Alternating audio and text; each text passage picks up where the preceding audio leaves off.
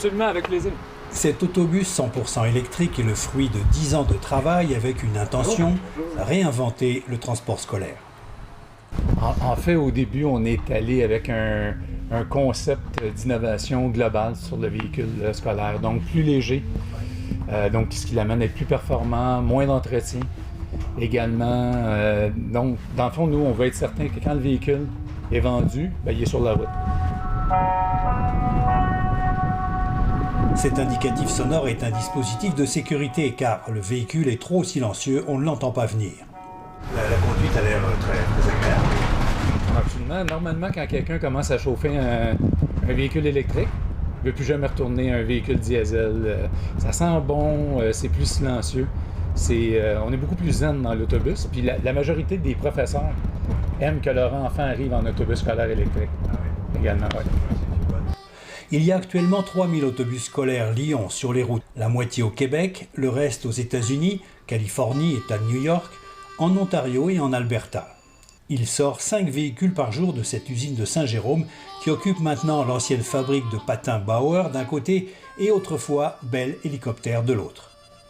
Une carrosserie en fibre de verre plus légère, plus large aussi pour pouvoir y installer des ceintures de sécurité, obligatoires en Californie, c'était l'idée de départ de Marc Bédard, avec ensuite celle du tout électrique. Il y a beaucoup d'innovations, mais en fait, le châssis est construit dès le départ pour être électrique. Ah oui, okay. Donc, chacun des emplacements, c'est fait pour que ça soit facile à entretenir, que l'équilibre des poids soit parfait également. Donc, ce châssis-là n'a jamais été fait pour être diesel. C'est pas un rétrofit, comme on dit, là, ou une conversion. C'est vraiment un châssis électrique dès le début, puis c'est un peu ce qui fait la beauté des véhicules qu'on fait, là. Tout est pensé électrique dès la première minute. Seulement voilà, un de ces autobus électriques coûte 2 fois plus cher qu'un au diesel. Il y a des subventions à l'achat, mais les opérateurs d'autobus scolaires qui ont des budgets serrés bénéficient aussi de subventions au diesel et au propane. Pas logique, disent les écologistes. Bien, quand on finance l'achat de diesel ou de combustibles fossiles pour les commissions scolaires, tout ça, mais qu'en même temps, on a pris l'engagement d'abandonner l'utilisation des combustibles fossiles, bien, d'une part, on est dans une contradiction flagrante, mais en même temps, là où on a le plus grand intérêt au Québec vers l'électrification des transports, on boude notre, comment je pourrais dire, nos possibilités, tous les gains qu'on pourrait avoir. C'est comme si on sait que c'est là, mais on n'agit pas. Alors là, il faut faire disparaître les subventions aux combustibles fossiles, point. Et c'est même l'ONU le demande, c'est demandé partout. Alors il faut passer de la parole aux actes, ne plus financer l'achat de diesel ou d'autobus diesel et financer ce qui est la solution à la crise climatique, mais qui est aussi vraiment un élan à la relance économique, à la création d'emplois. C'est certain que quand les gouvernements veulent encourager l'électrification des transports, ce qu'il faut, c'est permettre aux opérateurs de faire l'investissement initial. Et le défi de l'électrique aujourd'hui, c'est ça. C'est l'investissement initial. La fin de la COVID, c'est un moment clé pour Lyon, qui voit s'envoler les commandes pour les autobus scolaires et qui a de grandes ambitions. On est moins de 4 ans après, puis on se dit déjà, écoute, le scolaire, c'est comme évident, ça fonctionne bien. Là, on est rendu à un autre niveau.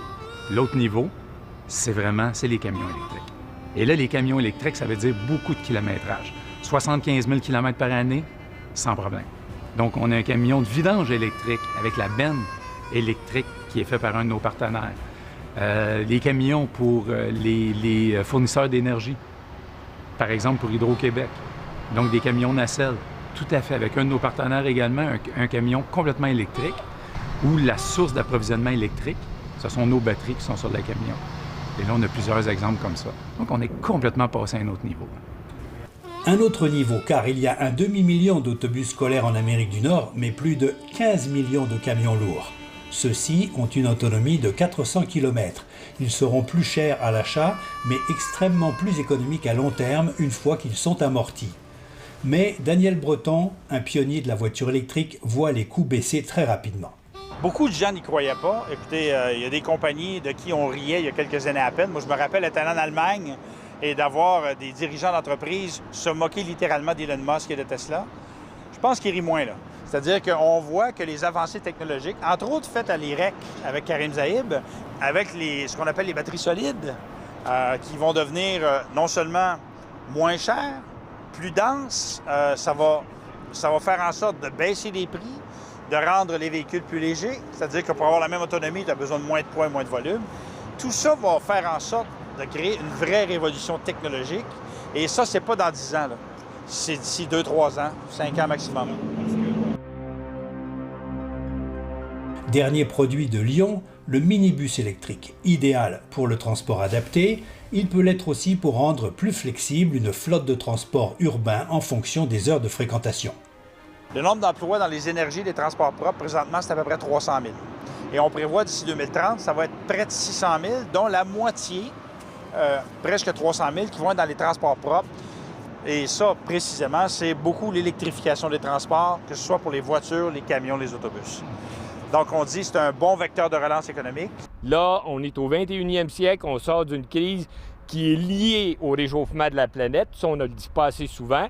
Bien, si on veut régler les problèmes, on n'a qu'à prendre les outils qui existent. Ils sont là.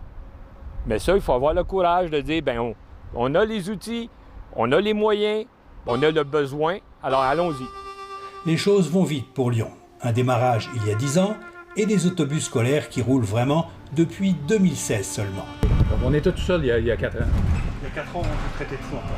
Ah oui, oui. Ah ouais. Ben, en fait, jusqu'à il y a environ 1 an et demi. Ah ouais. Et au Québec, en fait, si on ne s'électrifie pas au Québec, qui va s'électrifier? Le Québec, c'est une terre d'électrification.